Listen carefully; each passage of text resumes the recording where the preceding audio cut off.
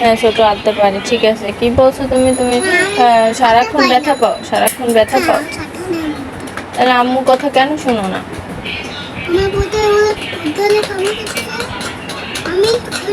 কোথায় কোথায় ব্যথা পাইছো তুমি?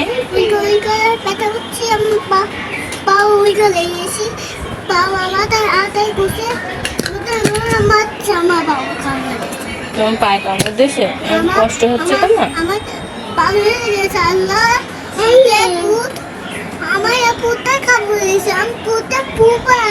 না মা, ভূত নাই, ভূত বলতে কিছু নাই মা।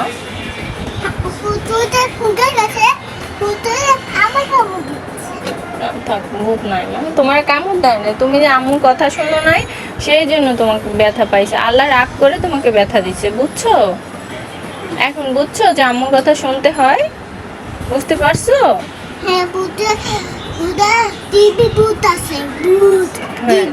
হ্যাঁ, টিভিতে ভূত আছে, কিন্তু এটা হ্যাঁ ভয় পাইছো, আর দেখবা না, ঠিক আছে?